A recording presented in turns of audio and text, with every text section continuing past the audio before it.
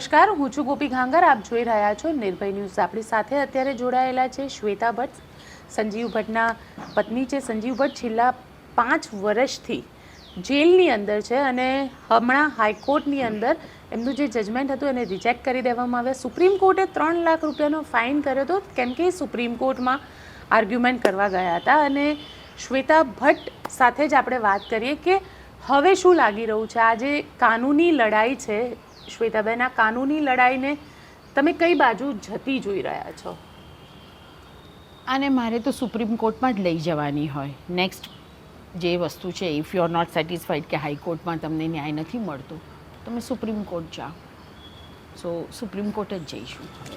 Supreme કોર્ટમાં જશો, પણ સુપ્રીમ કોર્ટે તમારી એક એપ્લિકેશન, બેલ એપ્લિકેશનને લઈને 3 લાખ રૂપિયાનો તમને ફાઇન લગાડ્યો. દેટ વોઝ સો સરપ્રાઇઝિંગ કે મને હંમેશા એવું લાગે કે માણસને સેશન્સ કોર્ટમાં ન્યાય ના મળે તો હાઈકોર્ટમાં જાય, હાઈકોર્ટમાં જો એ ન્યાય ના મળે તો એ સુપ્રીમ કોર્ટમાં જાય. એક નેચરલ કોર્સ છે. પણ સુપ્રીમ કોર્ટે એવું કહી દીધું કે તમે અહીંયા મેટર લઈને આવ્યા જ કેમ, આવા બેઝ પર, અને કે તમે તો સારા વકીલોને લઈને આવો છો, આવું જજમેન્ટમાં લખ્યું છે. એટલે આમને 3 લાખ રૂપિયા ફાઇન કરો. મારી મેટર રિજેક્ટ કરી શકે, મને ખરેખર તો મને સાંભળવી જોઈએ. કોઈ માણસ એમને આટલા બધા પૈસાઓ ખર્ચી, દોડધામ કરી, વકીલો રોકી સુપ્રીમ કોર્ટ ફરવા ના જતું હોય. એને એક આશા હોય કે આ દુનિયાની એટલે ઇન્ડિયાની સૌથી ઉચ્ચ કોર્ટ છે, અહીંથી તને ન્યાય મળશે જ, કારણ કે ત્યાં બેઠેલા માણસો ન્યાય આપશે, એક આશા હોય. હું એ જ આશાએ ગયેલી. અમને જ્યારે સેશન્સ કોર્ટમાં એમ કહેવામાં આવ્યું કે તમને એક પણ ડિફેન્સ વિટનેસ એલાઉ નહીં કરીએ. હવે જો અમને અમારા ડિફેન્સ વિટનેસ એલાઉ ના કરે તો અમે અમારી સાઈડની સ્ટોરી કઈ રીતે મૂકીએ, અમે કઈ રીતે પુરવાર કરી શકીએ કે અમે આમાં ક્યાંય ઇન્વોલ્વ નથી. પણ એ ના થયું. એ જ વસ્તુ લઈને અમે હાઈકોર્ટ ગયા. હાઈકોર્ટે બી કાઢી નાખી અમારી અરજી. એ જ આશા લઈને અમે સુપ્રીમ કોર્ટ ગયેલા કે અમને સાંભળો, ખાલી અમારા જે વિટનેસીસ છે ને આવવા દો. તમે પ્રશ્નો પૂછો, અમે પ્રશ્ન પૂછીએ, પણ એક સાચી વાત, એક ન્યાયની દ્રષ્ટિએ પણ એવું હોવું જોઈએ કે જે હકીકત છે એ બહાર આવે. પછી આપ ડિસાઈડ કરો જે કરવું હોય તે.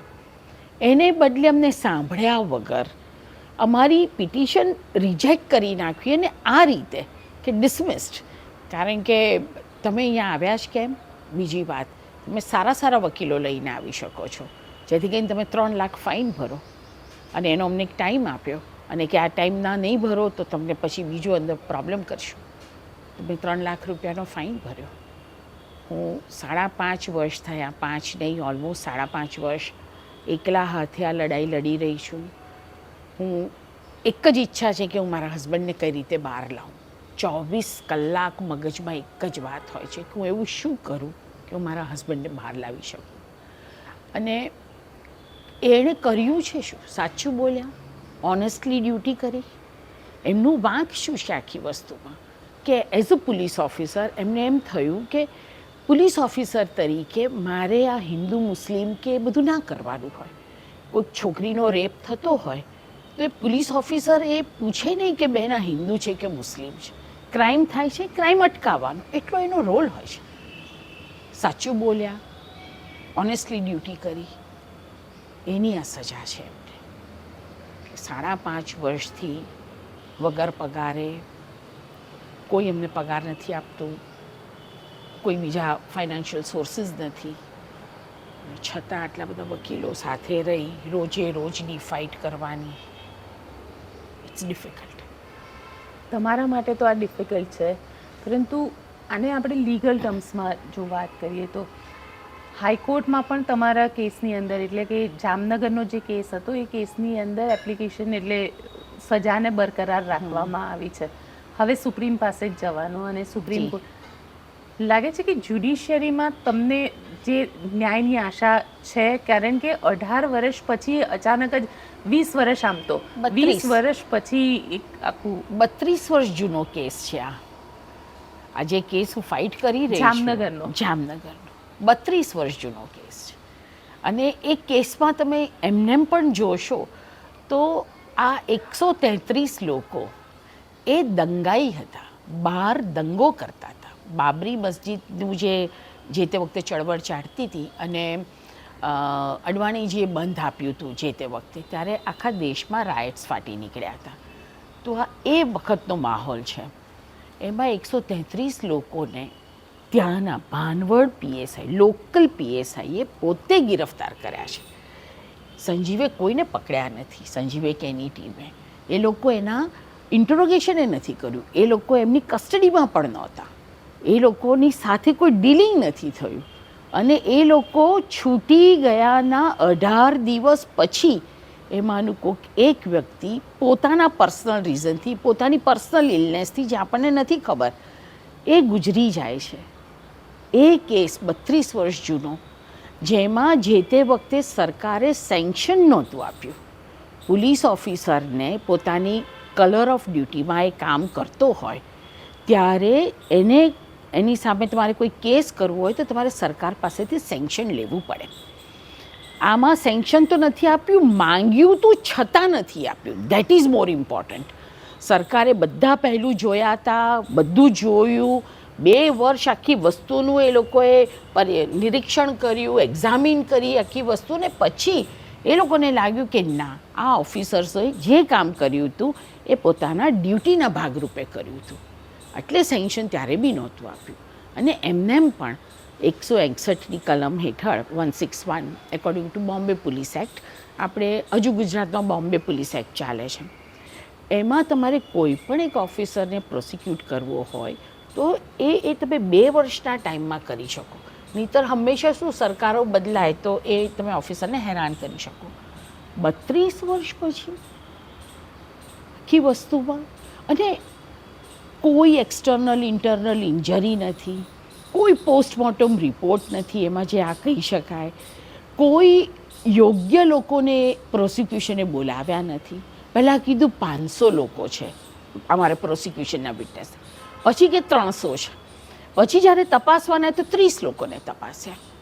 અને 30માંથી પણ અમુક તો એક રૂમમાંથી બીજા રૂમમાં ફાઇલો લઈ ગયા હોય એવા લોકો છે, જેણે જે તે વખતે તપાસ કરી હતી, જે ડૉક્ટરે તપાસ્યા, જે લોકોએ એમને એરેસ્ટ કર્યા, જે લોકોએ પંચનામા કર્યા, એ બધાને તો તપાસતા જ નથી.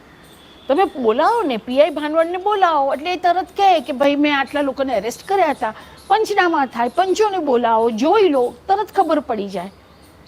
જે લોકોને અમે એરેસ્ટ જ નથી કર્યા, જે લોકો સાથે કોઈ લેવા દેવા નથી, તો તમે ડૉક્ટર જેણે પોસ્ટમોર્ટમ કર્યું બોલાવો ને એને, ક્યાં ના છે? રિલેવન્ટ કોઈ પણ માણસોને બોલાવ્યા નહીં. અને ઘોંચ પહોંચ કરીને ફટાફટ આખી વસ્તુમાં મારા હસબન્ડને પાલનપુરમાં એક જુદા કેસ માટે પૂછપરછના બહાને લઈ ગયા અને એરેસ્ટ કરી દીધા. એમને ત્યાં રાખી અને આ કેસ એકદમ ફાસ્ટ ચલાવી અને પતાવીને સજા કરી દીધી. એવું કરવાની ક્યાં જરૂર હતી? લાગે છે કંઈક આની અંદર કારણ છે કે સંજીવ ભટ્ટને હજી પણ જેલની પાછળ રાખવામાં આવે છે ને. બહુ પ્રોમિનન્ટ કારણ છે. 2011માં જ્યારે એમણે એફિડેવિટ ફાઇલ કરી, બસ એ દિવસથી જ આ છે. જે સેન્કશન નહોતું આપ્યું, જે સરકારે એ લોકોને પરમિશન નહોતી આપી, એ દિવસે સવારે 11 વાગે સંજીવે એફિડેવિટ ફાઇલ કરી, સાંજે 4 વાગ્યાથી આ બધું શરૂ થઈ ગયું. It is as simple as that. Affidavit 2002ના તોફાનોને લઈને, હાજી, એ એસઆઈટી ફોર્મ થઈ, એ લોકોએ પોલીસ ઓફિસર્સને ડિપોઝ કરવા બોલાવ્યા. તો એઝ એન ઓફિસર એને જવું જ પડે અને જવું જ જોઈએ. એ ગયા, જે સાચી વાત હતી એ કીધી, જે એમની પાસે ડોક્યુમેન્ટ્સ હતા એ રજૂ કર્યા. એમાં એઝ એન ઓફિસર એણે ખોટું શું કર્યું? એણે કીધું જે થયું એ કીધું. રાયટ્સ આમ થયા હતા, either by design or by negligence or whatever the purpose was, પણ Modi and Modi government were responsible for it. તેમાં ખોટું શું વાત છે? આપણે બધાએ દંગા જોયા છે અહીંયા, થયેલા જ. જો ટાઈમસર સરખી રીતે કંટ્રોલ થઈ ગયા હોત, કન્ટેન થઈ ગયા હોત, જે જગ્યાનું હતું ત્યાં કન્ટેન થઈ ગયો, તો કદાચ આટલો માન સવાર ના થયો હોત, લોકો ના મર્યા હોત. એઝ અ ઓફિસર જે ઠીક લાગ્યું એ જ કીધું છે, સાચું સિવાય કંઈ નથી કીધું. એટલે તમારું એવું માનવું છે કે સાચું બોલ્યાની આ સજા મળી? બિલકુલ બિલકુલ. સાચું બોલ્યાની, ઓનેસ્ટલી નોકરી કર્યાની. એવું કીધું હોત કે મને યાદ નથી, બીજા બધા ઓફિસર્સે એવું કીધું કે મને યાદ નથી, શું થયું તો એ ખબર નથી. સંજીવે એવું કહી શક્યા હોત, ના કીધું, કારણ કે હી ફેલ્ટ કે નહીં, મોરલ રિસ્પોન્સિબિલિટી છે એક સોસાયટી તરફ. એ કોઈ એક પોલિટિકલ પાર્ટી કે કોઈ એક પોલિટિકલ નેતાને સર્વ નથી કરતો. He is a police officer who belongs to India. વાત એ છે. એટલે જ્યારે એમને ખબર પડી કે મારે જે વસ્તુ પૂછી છે એનું સાચા જ જવાબ આપવા જોઈએ તો સાચા જવાબ આપ્યા. અત્યારે અમે જૂઠું બોલ્યા તો કદાચ વેનિસમાં વેકેશન કરતા હોતું અને સંજીવ. સાચું બોલવાની તમે વાત કરી રહ્યા છો, પણ કારણ કે એમના ઉપર જે કેસીસ થયેલા છે, હવે તો એ કેસીસની લીગલ ફાઇટ તમારે લડવાની છે. લાગે છે કે આ લીગલ ફાઇટમાં જ્યુડિશિયરીમાં પણ તમને ક્યાંક એવું લાગી રહ્યું છે કે ક્યાંક જ્યુડિશિયરીને પણ ઇન્ફ્લુઅન્સ કરવાની કોશિશ થઈ રહી છે? આ ફાઇટ છે ને અમે લીગલી લડી રહ્યા છીએ, સામે પોલિટિકલી લડી રહ્યા છે. So it's a uneven fight, it's a tough fight. બેવ ભેગું છે આમાં. જ્યુડિશિયરી પર રોજ હું ખૂબ ટ્રાય કરું છું કે મારો ભરોસો ના તૂટે, કારણ કે એના સિવાય મારી પાસે કોઈ ચારો નથી, કોઈ હોપ નથી. ખરેખર ખૂબ ટ્રાય કરું છું, પણ એટ ટાઈમ્સ જરા મન બેસી જાય છે. એમ થાય છે કે આટલું બધું ભરોસો કરવા પછી પણ અહીંથી જો ન્યાય ના મળે, અને એક આટલા મોટા ઓફિસરને, ડેકોરેટેડ ઓફિસરે જો આ સહન કરવું પડે તો આમ પબ્લિકની શું હાલત થાય? તમે બીજી રીતે પણ વિચારો. લોકો એમને તારે મારે બહેસ થાય તો આપણે એ જ વિચારે કે C you in the court. આ એક નોર્મલ આપણે વાત કરતા હોઈએ છીએ, એમ કે ત્યાં તો આપણને ન્યાય મળી જ જશે. હા, કે હું પોલીસને બોલાવીશ. હા, કંઈ પણ. તો એ એક આપણને અંદરથી હોય કે ભલે બહાર ગમે તે, પણ આમ અદાલતમાં તો ન્યાય મળી જ જશે. ત્યાંય તમને સાંભળે નહીં, તમારા એવિડન્સીસ નકારી નાખે. તમને લાગે બ્લેટન્ટલી કે તમે આ તો જુઓ, આ તો જુઓ, એ જે જોવાય નહીં. ત્યારે જરા એમ થાય કે what are we heading towards? શું થઈ રહ્યું છે આ દેશમાં? જરા દુઃખ થઈ જાય આખી વસ્તુમાં. છતાં ફાઇટ છે એટલે પૂરી તો કરવાની જ છે. અને આખરી હોપ પણ કાનૂન જ છે અને કોર્ટ જ છે, એના સિવાય નથી કંઈ. સો એ લીગલી જ ફાઇટ કરતાં જઈશું, પણ એક ઉમ્મીદથી કે ક્યાંક કોક તો એવી વ્યક્તિ આવી જશે જે સચ્ચાઈ જોશે, જે થોડું શું કહેવાય લાલચ અને ડરથી પરે હશે. કારણ કે બધી વસ્તુ આ 2-4 વસ્તુ પર જ ચાલે છે આજકાલ આપણા દેશમાં. કાં લાલચ છે, કાં ડર છે, રિવોર્ડ છે અને પનિશમેન્ટ છે. આ 4 વસ્તુઓ પર મને એવું લાગે છે કે બધું જ ચાલ્યા કરે છે. આણે કર્યું બહુ જ ખરાબ કામ તમે કઈ રીતે કરો એની હોડ છે આજકાલ. સારા કામની હોય એવું નથી, કારણ તો ઓનેસ્ટલી કર્યું, આને તો બહુ જ આમ કર્યું કે આ માણસ તો બિલકુલ વેચાયો નહીં, નમ્યો નહીં, તો કદાચ ઓછી કદર છે એની. પણ આ તો જૂઠું બોલ્યો, આ તો એણે કંઈ બી કરી નાખ્યું, આ તો સરકારે કીધું એવું બધું કરી નાખ્યું એટ એની કોસ્ટ, ડરાવ્યા, ધમકાવ્યા, whatever. then you are a good officer or maybe a good person in whatever field you are. Journalist તરીકે તમને લોકોને પણ આ ફીલ થતું હશે કદાચ અમુક અંશે. સો anyways, this is a legal fight and we'll fight it to the finish. My husband is a very, very strong man. એ ઝૂકતા નથી, નમતા નથી, અને હું એની સાથે છું છેક સુધી. કારણ કે અહીંયા પોસ્ટર પણ તમે જોઈ શકો છો, અને પોસ્ટરમાં પણ લખેલું છે કે સિર્ફ હંગામા ખડા કરના મેરા મકસદ નહીં है, मेरी कोशिश है कि ये सूरत बदलनी चाहिए. યસ. સંજીવ ભટ્ટ અત્યારે પણ એટલા સ્ટ્રોંગ છે 5 વર્ષ જેલમાં રહ્યા પછી, યસ. કે સુરત બદલાઈ છે, કે એ જે સિસ્ટમ હતી એ સિસ્ટમમાં તૂટી ગયા છે? ના ના ના ના, એ તૂટે એવા માણસ નથી. વેરી સ્ટ્રોંગ, કારણ કે એને ખોટું નથી કર્યું, એટલે એની એક ખુમારી છે, એક સચ્ચાઈની ખુમારી સાથે જીવે છે. અને ત્યાંનું જ જમે છે, પ્રેમથી જમી લે છે, પ્રેમથી જમીન પર સૂવે છે. એમને કોઈ વ્યસન નથી, એટલે બીજો કોઈ પ્રોબ્લેમ નથી. અને હંમેશા કે બહુ જ વર્ષો સળિયાની આ બાજુથી નોકરી કરી, હવે હું સળિયાની પેલી બાજુથી નોકરી કરું છું. પરિસ્થિતિ બદલાય કે હું માણસ તરીકે નથી બદલાયો. So I am the same Sanjiv Bhatt. I am proud of you. Shweta ભટ્ટને આપણે સાંભળ્યા કે she is proud of him, પણ શ્વેતાબેન ક્યાં કેવું લાગે છે એઝ અ વાઇફ, એક આ જીવનનું એક મુમેન્ટ છે કે તમને એવું લાગી રહ્યું છે કે it's a legal fight, we have to fight, અને એ પણ જે એકચ્યુઅલી સાથી તમારા સંજીવજી એ તમારી સાથે અત્યારે નથી? બહુ જ લાગે છે. 21 વર્ષની હતી, સંજીવ 22 વર્ષના હતા. પ્રેમ થઈ ગયો. જોડે ભણતા હતા બંને જણા. હું આઈએએસની તૈયારી કરતી હતી, આઈપીએસની તૈયારી કરતા હતા. પ્રેમ થઈ ગયો, લગ્ન કરી દીધા, સરસ 2 બચ્ચાઓ છે, સારી પોસ્ટ હતી. બધું એમ થયું કે જીવન બરાબર ચાલી રહ્યું છે, ખોટું ખરાબ કર્યું નથી, ઓનેસ્ટલી કામ કરવું છે, આમાં તો શું બાધા નડવાની બી છે. સો લાઈફ વોઝ ફાઇન. પણ એ ખબર ના રહી ક્યારેય કે જે ક્વોલિફિકેશન્સ અમે ગણતા હતા એ જ અમારી સામે આવી જશે. અત્યારે વાત એ થઈ રહી છે. એટલે જીવનના ઘણા સારા વર્ષો જઈ રહ્યા છે, એમાં કોઈ ડાઉટ નથી. જે વર્ષોમાં અમારે જોડે રહેવું જોઈએ, બાળકોની કેરિયર સરખી થાય છે કે નહીં એ જોવાનું હોય, લગ્નો થાય એ લોકોના, અમારા બધાના જીવન અટકી ગયા છે અત્યારે. પણ એક સચ્ચાઈની ફાઇટ છે તો એ ફાઇટ છે જ, એમાં કોમ્પ્રોમાઇઝને ક્યાંય સ્થાન નથી આખી વાતમાં.